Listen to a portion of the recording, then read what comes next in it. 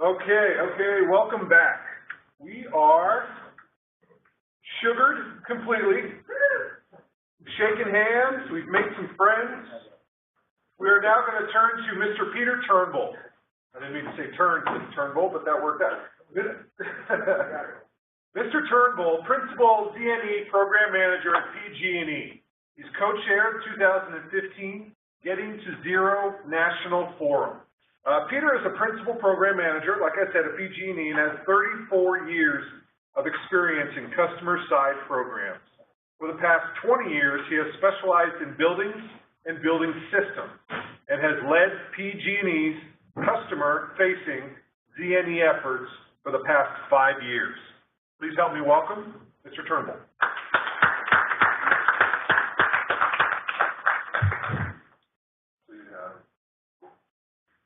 Forward and backwards, and just kind of stay close to these mics. Okay, good. So my message today is really about zero net energy and what we see as needing to happen for this to really take off. And I think it's all around least cost, and that's going to be true for the building. It's going to be true for the renewables that go on to zero out the energy you do need, and it's also going to be true for grid integration. So those are three things that I'll be talking about. And let's see, what do I point it at? Into the sky, into wherever you want to go. I'm happy to go anywhere, but there we go. So you got to have the commercial for PG&E. I think probably a lot of you are from around California here. We serve about 15 million people in northern and central California. And the idea is safe, reliable, cost-effective energy. So that's the idea. And I think somebody told me that they used this slide earlier, and so we kind of think that what's really important as far as the grid goes, do we get the laser thing? The little round dot in the top right. There we go. The idea that the grid is always there, we think, is pretty crucial. We hear about people wanting, oh, gee, if we just get enough batteries, we'll be able to disconnect from the grid. You actually start doing the math on that. You saw that Honda house, which had systems which are probably triple what you would need kind of normally. If you start thinking through the battery sizing you'd need to have reliable power, say, through a 3-week stretch in January when it's not real sunny and it is pretty cold, I think you'd conclude pretty quickly that you really can't do that. You can't do it for any amount of money that would make sense. You could certainly do it. So we see it as an always-on platform that really is an essential enabler of getting to zero. We're putting on, I don't know if people are aware of this, we just hit 150,000 connected rooftop systems, and that's not counting the merchant systems. So these are the rooftop systems. So that's about 4,000 a month. About 200 a working day that are getting hooked up in our service territory. I think Edison has probably got similar numbers like that, and Stempre is probably proportionally more or less in the same ballpark. They don't have quite as many customers. We're also, I guess, something like 10% of all the vehicles in this county, Santa Clara County, are being sold as electric vehicles, either, I don't know if that means pure electric or plug-in hybrid, but it's a lot. This is, what's the population of Santa Clara County? 1.5 million, something like that? San Jose itself is 1 million, so whatever. So it's a lot of vehicles, so that's happening. We see a lot of growth in electric vehicles. Now this one clears it right up, right? So what are we looking at here? We decided a few years ago that, well, do we really think zero net is feasible across a wide scale of new construction going forward? And so we wanted to take a consistent look at that issue and say, well, what do we really think? So we got some good consulting expertise and basically looked at not every climate zone in California, but we looked at 7 of them that one of them is obscured by my little note there, but we looked at the desert, Central Valley, north and south coast, coastal areas north and coastal areas south, Bay Area, and looked at different climate zones. There's actually 16 in the state, and we did kind of bookending with the extremes among 7. And so this axis is the climate. This axis is the California Energy Commission's TDV metric, and you can just think of it as just energy density. Think of it as a KBQ footprint, because that's what it is. They express it in dollars, but it's a KBQ footprint. And then these, along this axis, are the building types. And so this is sort of where these things can be brought with what you would call state-of-the-shelf technologies. And then the next slide is everything that's green can be made zero net energy. And this, again, is new construction going forward. So you see warehousing is actually the very easiest case. Single-family residential, multifamily across here. So when you look at this, you've got about 75% of the square footage of all buildings going forward, residential and non-residential, can be built today to net zero. Now, this is kind of on average, and it doesn't count, somebody's under a historical tree. It doesn't count anomalous situations, but it's just taking kind of average building types and saying, what can you do? So we think this picture is pretty important, and this has been pretty influential. I passed out a card, and if anybody wants to look up what happened, how that was actually done, it's one of those 4 lines there. It's the one that says technical feasibility, and ERA performed that study. So that's what we did. There's a tool that was developed that's going to be released soon that does all the modeling that shows where you could get. So that's kind of the fancy way to do that. So my themes, as I talked about, least cost efficient building design really, really matters to the grid. It really, really matters to society, really. An awful lot of buildings are public buildings. All the government buildings, schools, hospitals may be public or private, they're kind of quasi-public, and everybody's paying for them. The cost of renewables matters a great deal. We really need to take least cost approaches to getting there.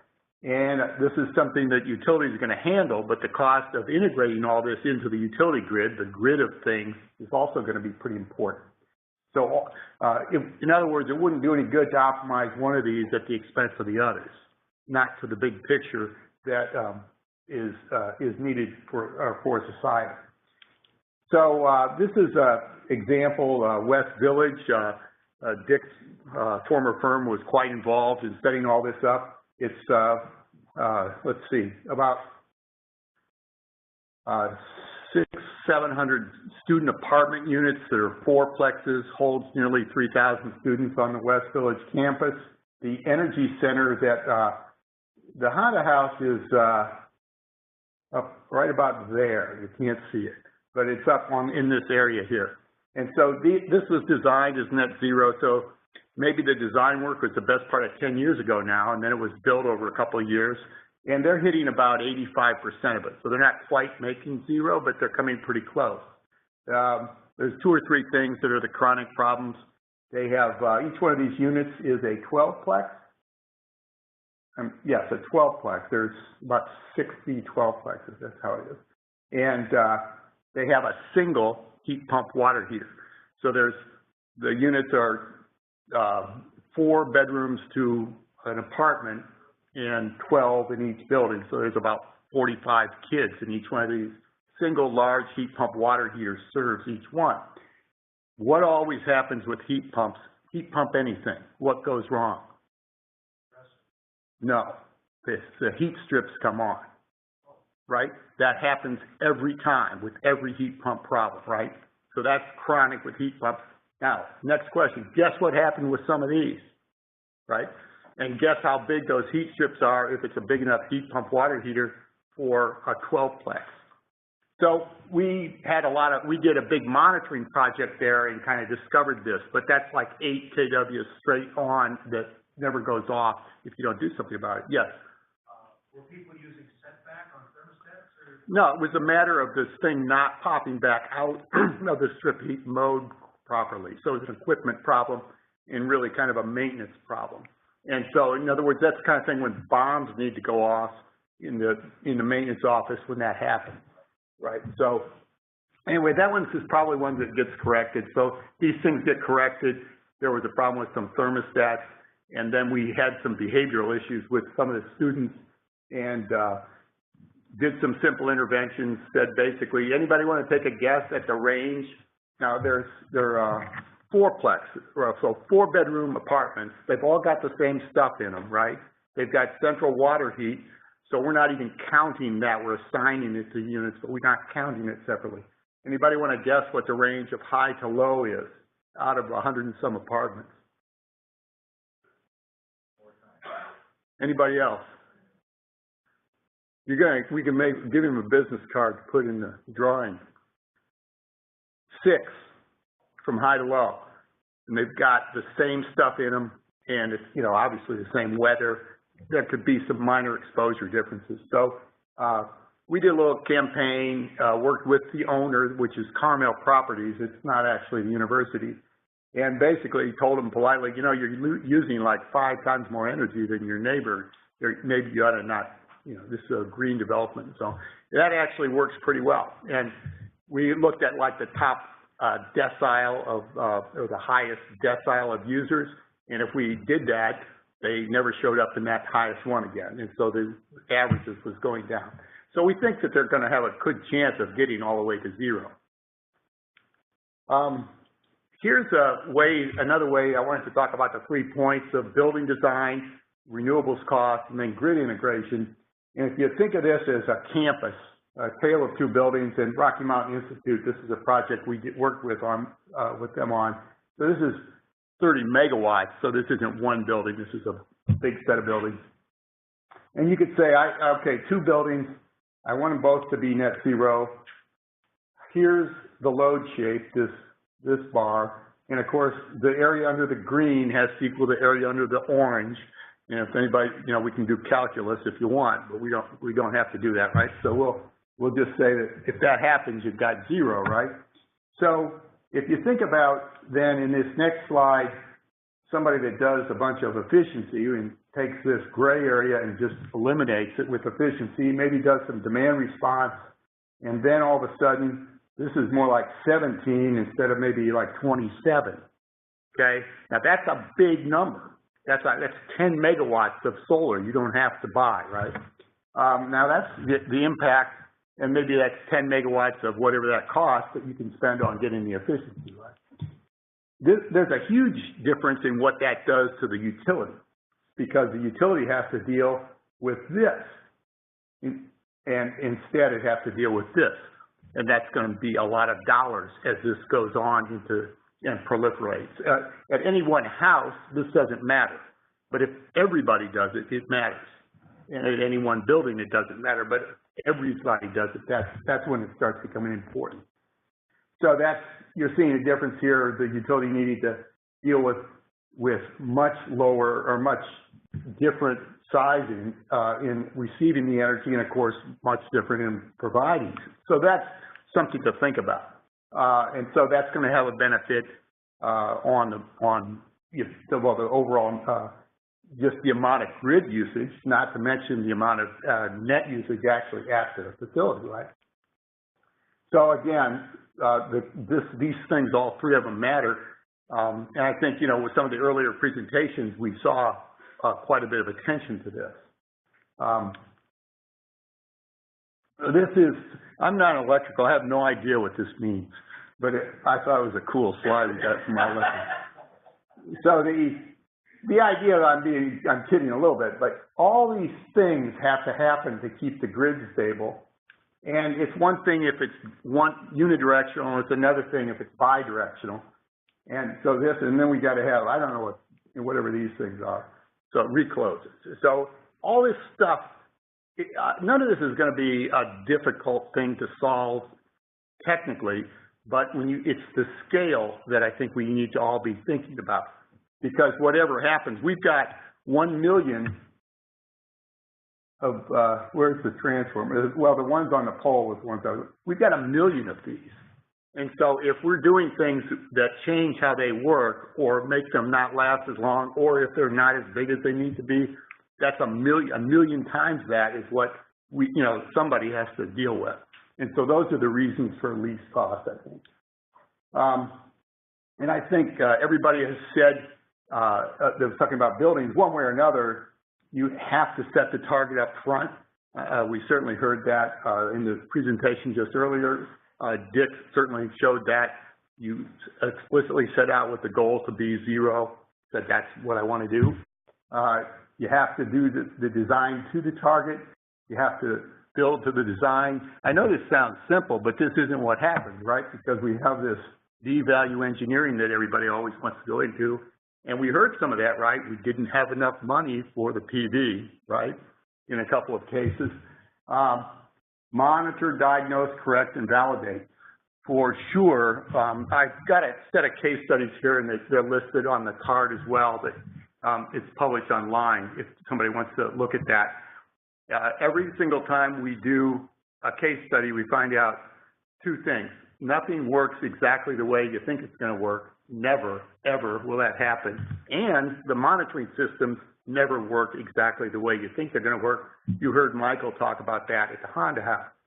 Every project we have where there's detailed monitoring, there's some issue, and we can usually fix it, but you have to be aware and you have to expect that that's going to happen.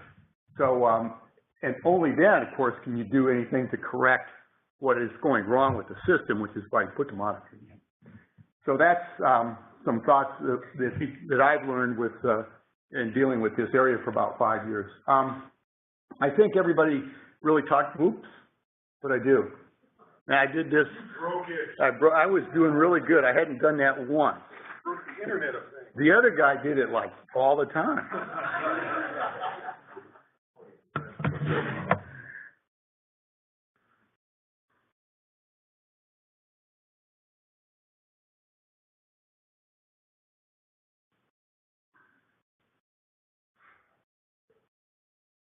All right, you want to advance to where? I think we're about. Too far? Yeah, so this concept of integrated design, I think the other people really said it better than I said it, but it's taking advantage of what's available at the site for free. And, you know, Dick, you talked about that, and all the other speakers have all talked about that, which is, you know, you've got most of the time people think of the sun, right? And of course, daylight, and that's certainly one of them, but you of course got delta breezes in a lot of places. One of our case studies that's not in this book, but it'll be in the book next year, we're going to republish, is a building over 435 Indio Way. Maybe some of you have heard of that. It's in Sunnyvale. It's tilt-up concrete, 33,000 square feet.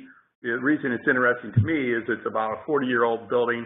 There's 56 million square feet of tilt-up concrete in this general area, you know, from southern San Mateo County, southern Alameda, Santa Clara County.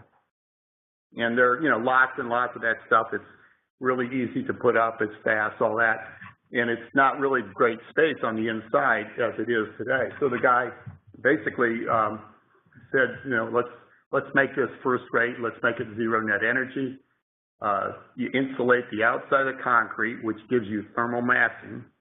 You poke holes in the ceiling and do good skylighting to get great daylight on the inside.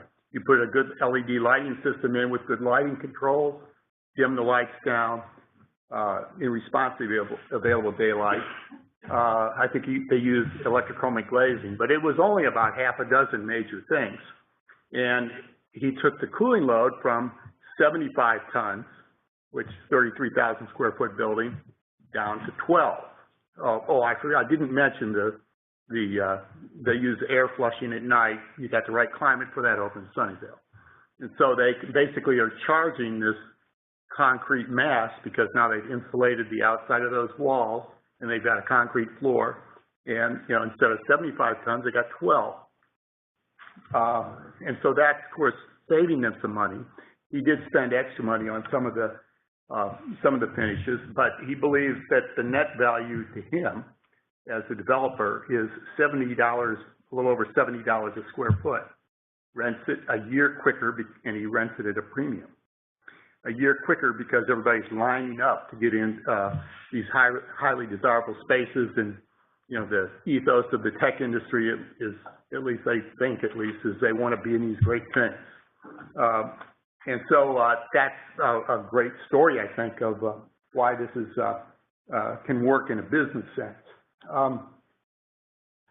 We've heard a lot about BTUs, and so we've got this poem that talks about this fellow in a city that fixates on this number 5 that he sees on a fire engine.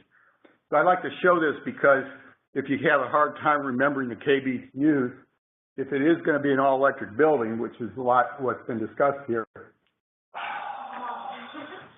Did it again. Thank you very good. So all you got to remember is 5, because that's pretty much 17 point whatever KBTUs a square foot a year. And this is a famous poem by William Carlos Williams and a painting that Charles Demuth did, inspired by that poem. And if you want an easy way to remember how many kWhs a square foot you ought to be looking at, it's this, it's 5. Now, of course, it can be 6, it can be 4. The Bullitt building, they got down to 10, I guess, so that's more like 3. And so that's extraordinary. I don't know if anybody, there is a, you know, the size of that solar thing is actually triple the size of the roof, which is not normally going to be something you can do. Like when you walk out of this afternoon, try to imagine this having triple the size solar panel of the roof. Maybe not, huh? But maybe you could do the parking lots. Yeah. So what William Carlos, he did, a lot of people don't know this, but he really meant to write a poem about KBTUs in buildings and try to simplify that for people. And so again, this range of getting the, now this is the load before you put the renewables on. It needs to be in this range, generally speaking, for ZNE to be feasible. In the California Energy Commission's definition, 0 does mean best using state of the shelf good technology. So it wouldn't really count as 0 if you just put solar on an inefficient building or a regular old building. It wouldn't meet the state's definition. Here's one in Kentucky, because we're the only ones that can do this stuff in California, right? So here's this guy in Kentucky, $200 a square foot, 0 net school. This is one out on the peninsula. It is a library on a 10 building or so campus. Same thing with these BTUs. This was probably pretty expensive, but it is, it's meeting and exceeding its targets, as this earlier one was as well, the one in Kentucky. So there's lots of these all over the place. These are the DPR offices in San Francisco. Look like they're going to make it. Many of you probably know Dave Caneda. His office, which has now been renovated for the best part of 10 years, is making 0. It took him a while to get there. The Packard Foundation started off at 19, and that one's in our book here. Started out at 19 KBTUs a square foot a year, and they got it down to 14 by monitoring, diagnosing, and correcting. And then West Berkeley Public Library is making it, and we don't know, we don't have a year's data yet with these guys, but we think they're going to make it. So these are all examples of buildings that have made it. The cost thing here for this West Berkeley Library, notice here, $585 a square foot, so it's an expensive building. But there are other libraries recently built, $589, $595, $574. So there's no real difference in what those buildings cost. They cost the same. You know, that last figure is the only one that's different, the last dollar. So, and these other ones are good, but this one's 0, and it's 0 at essentially no incremental cost. Okay, and that is where we have to get, in my mind, with heading towards 0. I really don't favor trying to analyze the cost effectiveness and say, if I would have done this, would have done this.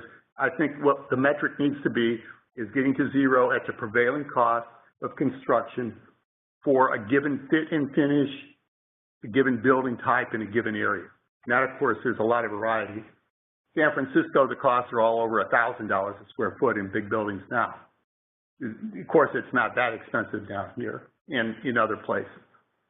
So that would be what I look at. A lot of people talk about utility incentives. How much are they going to be for new construction? Well, about the most they're going to be is more or less about 1 to 2 times the first year's energy saving per square foot. Energy costs $2 to $3 a square foot. You can't save all of it. So your savings is going to be, your rebate's going to be $1 maybe a square foot or something of that nature. This is how much the buildings cost. The rebates plausibly maybe $1, maybe $2 a square foot because of the way they're set up, the way that the utilities are regulated.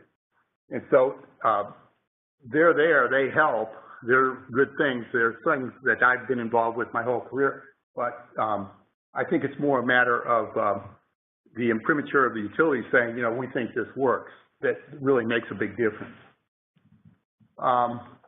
So the imperatives on communication, in my mind, integrated design, taking advantage of what's available for free, the concept that these buildings are better places for their occupants, and you certainly heard that from really everybody. You heard that from Dick, and we know that the Bullitt Center people love working there, and I've heard that repeatedly in other high-performance buildings.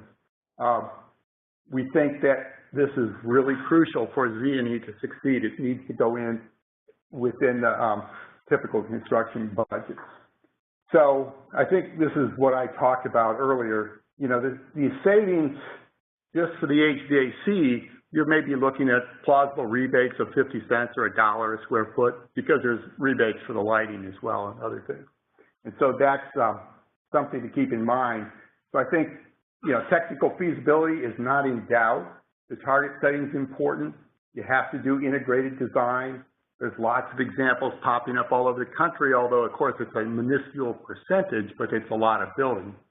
And we think that this is true and needs to be really communicated. The challenge for geothermal is going to be this issue of cost, because it can't be real expensive. That's going to be the salient thing, I think, for geothermal. So that's it.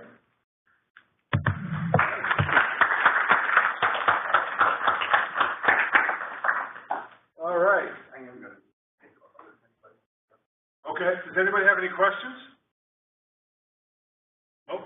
You're free to leave, sir. These things cost, let's see, they're free. You can sell them on easy, I don't know. There is somebody online, one of our online webinar folks that, yeah, somebody online was interested in one of those books. How would they find that? Send me an email. Okay. And I'll send them the link. PWC1.